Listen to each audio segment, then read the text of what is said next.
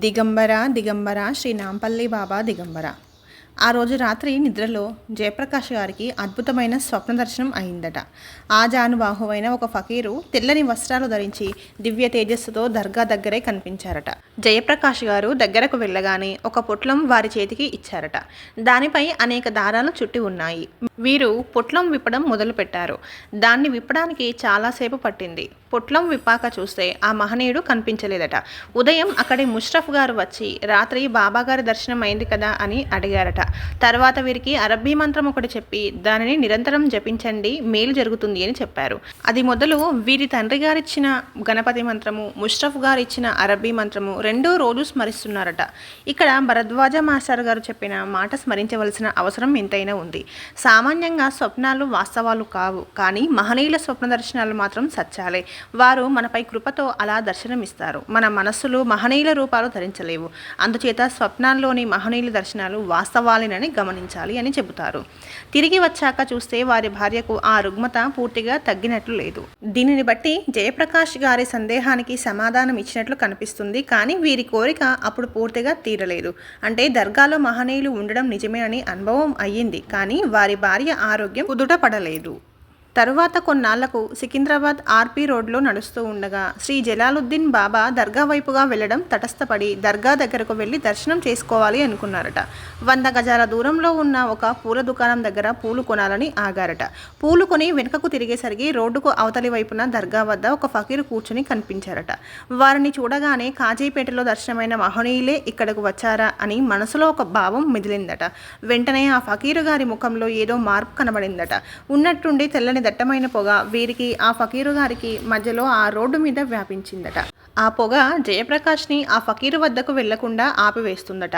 వీరు ఎలాగో కష్టపడి ఆ మహనీయుని దగ్గరకు వెళ్ళి కూర్చుని ఏడుస్తున్నారట. వెంటనే ఆ ఫకీరు ఉర్దూలో రోనా మత్ సబ్ ఠీక్ హో జాయేగా అని అన్నారట. ఉన్నట్లుండి ఒక దట్టమైన నల్లటి మేఘం వీరి ముందు ప్రత్యక్షమై ముందుకు ప్రయాణించి అక్కడ దర్గాలోని మసీదు శిఖరానికి గుద్దుకున్నట్టుగా కనిపించింది. వెంటనే ఆ ఫకీరు గారు హోగయా జావ్ అంటూ వెళ్ళమన్నారట. వెళ్ళబోతున్న జయప్రకాష్ని వెనుకకు పిలిచి నా దగ్గరకు ఎప్పుడు వచ్చినా వట్టి చేతులతో రావద్దు అని అన్నారట. ఇది ఒక ఉత్తమ విధానము. ఎప్పుడైనా పెద్దల దగ్గరకు, దైవం దగ్గరకు, రోగుల దగ్గరకు మరియు పసిపిల్లల దగ్గరకు వట్టి చేతులతో వెళ్ళకూడదని మన శాస్త్రాలు కూడా చెబుతాయి. ఇంటికి వెళ్ళి చూస్తే వీరి భార్యకు అనారోగ్యం పూర్తిగా తగ్గిపోయిందట.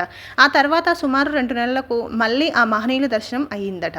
ఆ సందర్భంగా మాటలలో ఆ ఫకీరు గారు వెంకూస చాలా శక్తిమంతుడు అన్నారట. వెంకూస అంటే ఎవరో జయప్రకాష్ గారికి అర్థం కాలేదట. ఈ సంశయానికి కాలాంతరంలోనే తానే వెంకూస అని శ్రీ నాంపల్లి బాబా గారు సమాధానం ఇచ్చారట. 2 సంవత్సరాల తర్వాత శ్రీ నాంపల్లి బాబా గారు జయప్రకాష్తో you want to see your Baba అని అనగానే 2 ఏళ్ల క్రితం జలాలుద్దీన్ బాబా దగ్గర కలిగిన అనుభవమే ఇక్కడ కలగడం ఆశ్చర్యాన్ని కలిగించిందట. ఇదంతా వీరికి ఎలా తెలుసు అని అనుకోగానే బాబా గారు we have been saving you a lot and we picked for your sincerity అంటూ ఈ విధంగా కూడా అన్నారట. Today onwards be obedient, be sincere to your duty, be non-alcoholic, be pure vegetarian and you have to come only on Thursday. ఈ మాటలు అన్నీ కూడా చాలా కమాండింగ్గా గట్టిగా వినిపించాయట.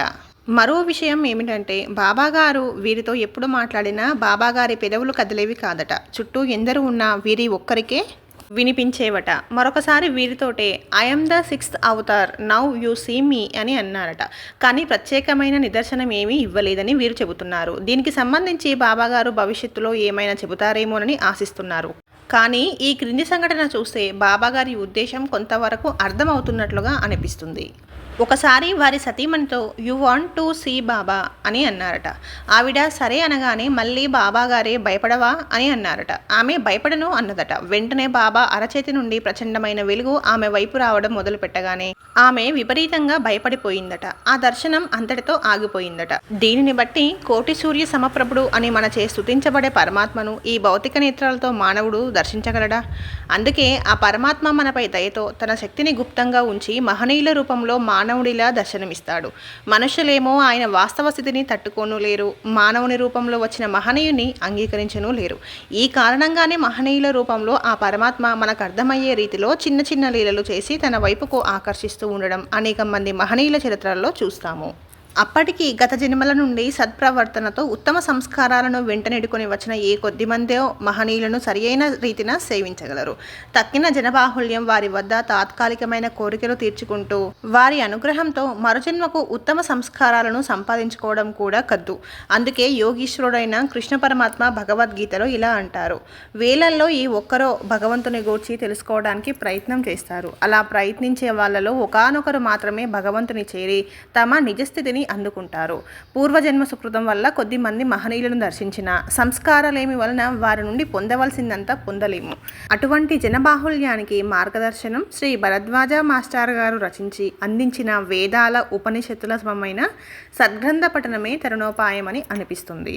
జయప్రకాష్ గారు వారి మిత్రులతో కలిసి అనేక మంది మహనీయులను దర్శిస్తూ ఉండేవారని ఇంతకు ముందే ప్రస్తావించుకున్నాము. ఒకసారి వీరంతా శ్రీ మాతా మాణిక్యేశ్వరి మాతను దర్శించినప్పుడు వారి నుంచి కూడా వీరికి ఒక దివ్య సందేశం వినవచ్చిందట. ఆ తల్లి, బిడ్డ, మీరు వేరువేరు మహాత్ములను దర్శించినప్పుడు మీరు ఇంత గొప్పవారు, వారు అంత గొప్పవారు అంటూ వారి వద్ద ఉన్న వెలుగుని చూస్తున్నారు. అందరూ బల్బులు లాంటి వారు. ఈ వెలిగే బల్బులన్నింటికీ శక్తిని ఇచ్చే జనరేటర్ శ్రీ నాంపల్లి బాబా అని చెప్పారట. వీరికి కలిగిన మరికొన్ని అనుభవాలను ఈ గ్రంథాంతంలో ఉన్న అనుబంధంలో చూడవచ్చు. బాబాగారు మలక్పేటలోను నాంపల్లి రైల్వే స్టేషన్ వద్ద ఉన్న రోజులలో అప్పుడప్పుడు పొడవుగా పెరిగిన తమ శిరోజాలను గాజు పెంకుతో కోసుకుంటూ ఉండేవారని ఇంతకుముందే ప్రస్తావించుకోవడం జరిగింది. కానీ గౌలీపురాలో శ్రవణ్ కుమార్ ఇంటి వద్ద ఉన్న రోజులలో ప్రతి పౌర్ణమికి బాబాగారిని వారు ఉండే గది నుండి బయటకు తీసుకువచ్చినప్పుడు శ్రీను అనే క్షురకుడు బాబాగారికి క్షవరం, గడ్డం చేస్తూ ఉండడం అందరూ చూసిన విషయమే. ఈ శ్రీను 1986లో మొదటిసారిగా శ్రీ నాంపల్లి బాబాగారిని నాంపల్లిలో ఉండగా దర్శించారట. తర్వాత కొన్ని సంవత్సరాలకు బాబా గారు గౌలీపుర వచ్చిన తర్వాత మళ్ళీ దర్శించారట. అప్పటికి వీరి ఆరోగ్యం ఏమీ బాగాలేదు. ఛాతిలో ఎంతో నొప్పిగా ఉండేదట. వైద్యం నిమిత్తం వీరి బాబాయితో కలిసి ఆయుర్వేద వైద్యుని వద్దకు వెళ్తూ దారిలో గౌలీపురాలో రోడ్డు ప్రక్కనే కూర్చుని ఉన్న బాబాగారిని దర్శించి ఒక సిగరెట్ వారికి సమర్పించి నమస్కరించుకోగా బాబా దారిని కాల్చారట. ఆ రోజు రాత్రి స్వప్నంలో బాబాగారు శ్రీనుకు కనిపించి, ఇదిగో ఇలా రా అని శ్రీనుని పిలిచి ఒక ₹1 ఇచ్చి అగ్గిపెట్టే పట్టుకురా అన్నారట. ఆ స్వప్నంలోని శ్రీను అగ్గిపెట్టె తెచ్చి ఇచ్చాడట. బాబాగారు, నీకు ఛాతి నొప్పి అన్నావు కదా, ఇదిగో తీసుకో తీర్థం అని ఇచ్చారట. స్వప్నంలోనే శ్రీను ఆ తీర్థాన్ని తాగేశారు. స్వప్నం అయిపోయింది. ఆ తర్వాత ఆనాటి నుంచి ఈనాటి వరకు మళ్ళీ ఛాతి నొప్పి ఏమాత్రమూ లేదు, హాయిగా ఉన్నాను అని చెబుతున్నాడు ఈ భక్తుడు. ఈ సద్భక్తుడు సమాధి మందిరంలో నేటికి సేవ చేస్తూనే ఉన్నాడు. బాబాగారిని దర్శించిన భక్తులలో కొందరు బాబాగారి పిలుపు మేరకు, కొందరు ఇతర మహనీయుల ఆదేశం మేరకు, కొందరు పూర్వపుణ్యవశాన పూజ్యశ్రీ ఆచార్య ఎక్కిరాల భరద్వాజ మాస్టర్ గారి ఆధ్యాత్మిక సాహిత్య పఠనంతో కలిగిన అవగాహన మేరకు బాబాగారిని దర్శించి సేవించినట్లు తెలుస్తుంది. వీరిలో శ్రీమతి జయంతి శ్రీనివాస్ అనే న్యాయవాదిని బాబాగారు ఎలా పిలుచుకున్నారో చూడండి. ఈ దంపతులు ఇద్దరూ కూడా న్యాయవాదులే. వీరికి 1994 ఫిబ్రవరి నెలలో వివాహం జరిగింది. ఆ సంవత్సరంలోనే ఆమె గర్భవతి అయ్యారు. కానీ ఏవో ఆరోగ్య సమస్యల కారణంగా 5వ నెల గర్భవతిగా ఉండగా గర్భస్రావం అయ్యిందట. అలా 1997 వరకు 3 సార్లు గర్భం దాల్చడము, గర్భస్రావం కావడంతో ఆ దుఃఖంలో ఉండగా మిత్రుల ప్రేరణతో విశ్వగురుడైన శ్రీగురుని చరిత్ర పరమపూజ్య ఆచార్య శ్రీ భరద్వాజ మాస్టర్ గారిచే తినిగించబడిన సంహితాయ గురుద్విసాహస్రి పారాయణ చేయడం ప్రారంభించారు. 1997లో మళ్ళీ గర్భవతి అయ్యారు. ఒకరోజు రాత్రి ఆమెకు స్వప్నంలో ఏ డాక్టర్ వద్దనైతే వైద్యం చేయించుకుంటున్నారో వారే కనిపించి, జయంతి, లోపల బిడ్డ చనిపోయింది, నీవు ఏమీ బాధపడవద్దు, చార్మినార్ వద్ద బాబాగారు ఉన్నారు, వెళ్ళి ఆయనను దర్శనం చేసుకో అని చెప్పారట. ఆ స్వప్నంలోనే ఆమె ఆ డాక్టర్ గారితో, మీరు చెప్పే బాబాగారు ఎవరో నాకు తెలియదు, మీరు ఎప్పుడైనా దర్శించారా, మీరే నన్ను ఆ స్వామి దర్శనానికి తీసుకువెళ్ళాలి అని కోరారట. వెంటనే కళ చెదిరిపోయింది. నిద్ర లేచాక ఆ కళ మొత్తం ఆమె భర్తకు చెప్పారట. ఆ తర్వాత వాళ్ళిద్దరూ కలిసి పరీక్ష నిమిత్తమై డాక్టర్ గారి వద్దకు వెళ్ళగా ఆయన స్కానింగ్ తీసి బిడ్డ చనిపోయింది అని చెప్పి గర్భస్రావం చేసి చనిపోయిన బిడ్డను తీసివేశారట. అలా కొంతకాలం గడిచాక ఒకరోజు ఆమె చెల్లెలు వెళ్తున్న ట్యూషన్లో ఒక టీచర్ పిల్లలతో, ప్రతి సంవత్సరం నేను జనవరి 1న చార్మినార్ దగ్గర గౌలీపురాలో ఉన్న ఒక మహాత్ముని దర్శనానికి వెళ్తూ ఉంటాను, ఇప్పుడు అక్కడికే వెళ్తున్నాను, మీరు ఎవరైనా వస్తారా అని అడిగారట. ఈ ప్రస్తావన ఇంతకు పూర్వం జయంతి వద్ద కూడా విన్న జయంతి చెల్లెలు వెంటనే అక్కకి ఫోన్ చేసి పై విషయం చెప్పగా, ఇక ఆలస్యం చేయకుండా వెంటనే జయంతి తమ చెల్లెలతో తల్లి వెంట రాగా ఆ టీచర్తో కలిసి మొదటిసారిగా శ్రీ నాంపల్లి బాబా గారిని గౌలీపురాలో దర్శించుకున్నారట. శ్రీమతి జయంతి దంపతులు వృత్తిరీత్యా న్యాయవాదులు అవ్వడం వలన పాత నగరంలోని కోర్టులకు తరచూ వెళ్తూ ఉండడం సహజం. ఈ కారణంగా వీరికి తరచూ నాంపల్లి బాబా గారిని దర్శించుకునే అవకాశం కలిగిందట. ఒక గురువారం నాడు ఈ దంపతులిద్దరూ మధ్యాహ్న ఆరతి సమయానికి గౌలీపురాలోని బాబాగారి సన్నిధికి చేరారట. అప్పుడు బాబాగారు చాలా కోపంగా అరుస్తూ ఎవరినీ ఆయన ఉన్న గది పరిసరాలకే రానివ్వడం లేదు. అది గమనించిన ఈ దంపతులు కూడా దూరంగానే నిలబడిపోయారట. 5 నిమిషాల తర్వాత బాబాగారు చాలా ప్రశాంతంగా మారారట. వెంటనే వీళ్ళిద్దరూ బాబాగారు ఉండే గది కటకటాల వద్ద సిగరెట్ చేతితో పట్టుకుని నిలబడి ఉన్నారట. వెంటనే బాబాగారు లేచి కూర్చుని చేయి చాపి వీరి వద్ద నుండి సిగరెట్ తీసుకొని కాల్చారట. అనంతరం 1998 ఏప్రిల్ నెలలో శ్రీమతి జయంతి మళ్ళీ గర్భం ధరించారు. 4వ మాసం వరకు బాబాగారిని తరచూ దర్శించేవారట. 4వ మాసంలో గర్భసంచికి కుట్లు వేయబడి బెడ్ రెస్ట్ తర్వాత ఏ ఇబ్బంది లేకుండా 16/2/1999న ఈమె ఆరోగ్యవంతమైన ఆడబిడ్డకు జన్మనిచ్చారట. ఈ పై విధంగా ఈమె బాబాగారిచే పిలువబడి బాబాగారి కృపచే సంతాన ప్రాప్తి పొంది ఆ తర్వాత కాలంలో నెలకు ఒకసారి బాబాను నియమంగా నేటికి కూడా దర్శిస్తున్నారట. శ్రీమతి శకుంతల గారు చెబుతారు, మా తండ్రి గారు, మామగారు, నేను, మా వారు కూడా డాక్టర్లమైనప్పటికీ నాకు వరుసగా 2 సార్లు గర్భస్రావం తప్పలేదు. కోల్హాపూర్లోని ఒక ప్రఖ్యాత డాక్టర్ గారు నన్ను పరీక్ష చేసి మందులు ఇవ్వనారంభించారు. నేను మరలా 3వసారి గర్భం ధరించాను. 5వ మాసం వచ్చేసరికి యథాపూర్వం గర్భకోశంలో విపరీతమైన నొప్పి ప్రారంభమయ్యి మేము డాక్టర్ గారిని కలవాలనుకుంటూ ఉండగా గర్భస్రావం అయింది. ఇక దానితో ఎంతో నిస్పృహ కలిగిన నేను దత్తస్వామిని ఆశ్రయించదలిచాను. నా బాల్యం నుంచి మా పుట్టింట్లో దత్తస్వామిని పూజిస్తారు కనుక నేను ఈసారి గర్భం ధరించగానే ఏ వైద్యులను ఆశ్రయించక ప్రతి పూర్ణిమకు నర్సోబావాడి దర్శించదలచాను. నాకు 4వ మాసం ప్రవేశించిన దగ్గర నుండి అలానే చేయనారంభించాను. అక్కడ ఉదయం 4 గంటలకు నిద్రలేచి కృష్ణలో స్నానం చేసి దత్తపాదుకలను పూజించి ఇంటికి వచ్చేవాళ్ళము. ఇలా 9 మాసాలు నిండే వరకు చేశాను. శ్రీ దత్తానుగ్రహం వలన ఎట్టి వైద్య సహాయం అవసరం లేకుండానే నాకు మగబిడ్డ కలిగాడు. అతనికి దత్తప్రసాదు అని పేరు పెట్టుకున్నాము. ఆ తర్వాత నాకు 2 అమ్మాయిలు కూడా కలిగారు. మేము నిత్యము 2 వేళలా శ్రీ దత్త స్తోత్రము పారాయణ చేస్తూ ఉంటాము అని అంటున్నారు.